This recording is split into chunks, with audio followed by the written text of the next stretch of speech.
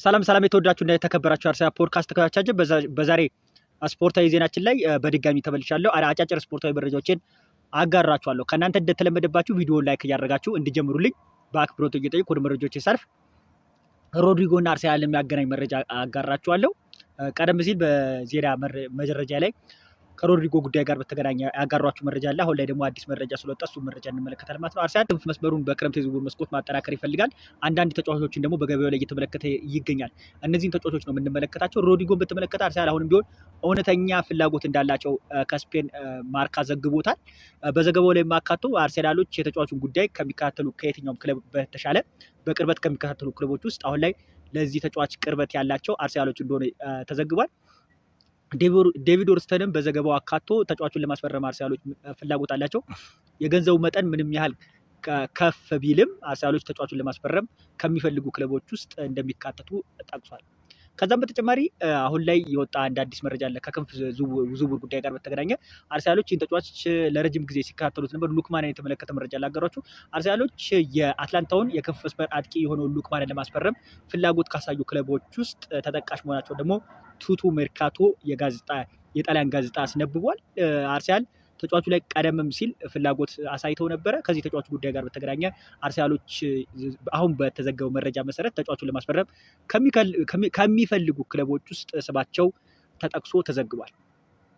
ወደ ቀጣይ ስፖርታዊ መረጃችን ስናልፍ ቪክተር ዮከረስ እና ቤንጃሚን ሲሶኮን የሚያገናኝ መረጃ አጋራቸዋለሁ ማለት ነው። በቅርብ ሳምንታት ከቤንጃሚን ሲሶኮ እና ከቪክተር ዮከረስ ጉዳይ ጋር በተገናኘ ብዙ ነገሮች ሲዘገቡ ነበረ። አሁን ላይ ግን ነገሮች ክሊር እየሆኑ የመጡ ይመስላሉ። አርሰናሎች ቤንጃሚን ሲሶኮን ለማስፈረም አሁን ላይ ትኩረታቸው ወደ ቤንጃሚን ሲሶኮ ማድረጋቸውን የሚያመላክት መረጃዎች ወጥተዋል። ተጫዋቹን ለማስፈረም አርሰናሎች ጥሩ የተባለ እንቅስቃሴ አሁን ምርጫቸውን የመጀመሪያ ተመራጫቸውን ቤንጃሚን ሲሶኮ አድርጓል። ይህ ተጫዋች ወደ አርሰናል ቢመጣ ከቪክተር ዮከረስ ምን የተሻለ ነገር አለው?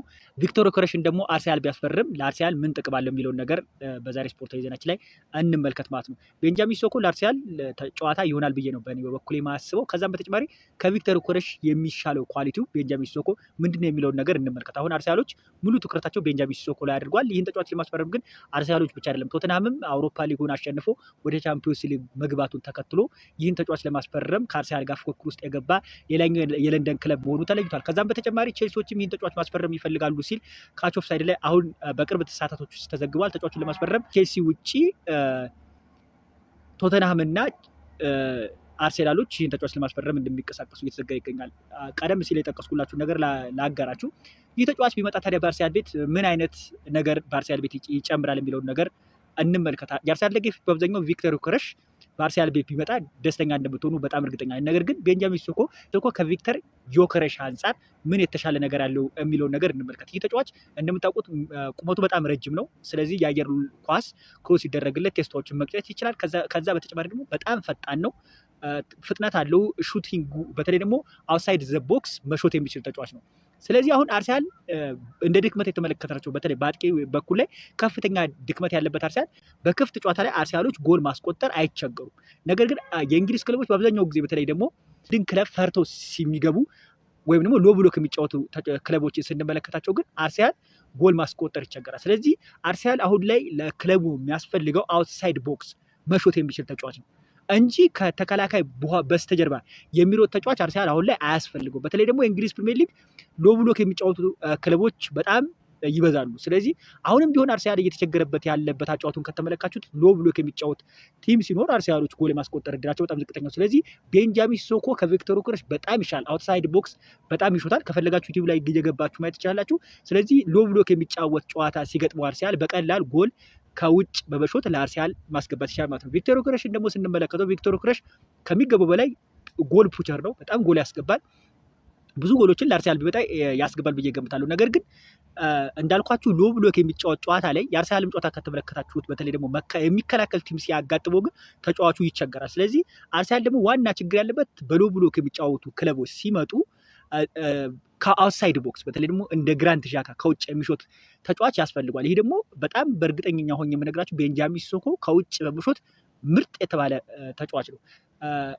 ከዛ በዘለለ ደግሞ እድሜውን ስንመለከተው ተጫዋቹ ገና 21 ዓመቱ ነው። በቀጣይ በአርሰናል ቢመጣ ብዙ ነገሮችን ይሰራል ብዬ አስባለሁ።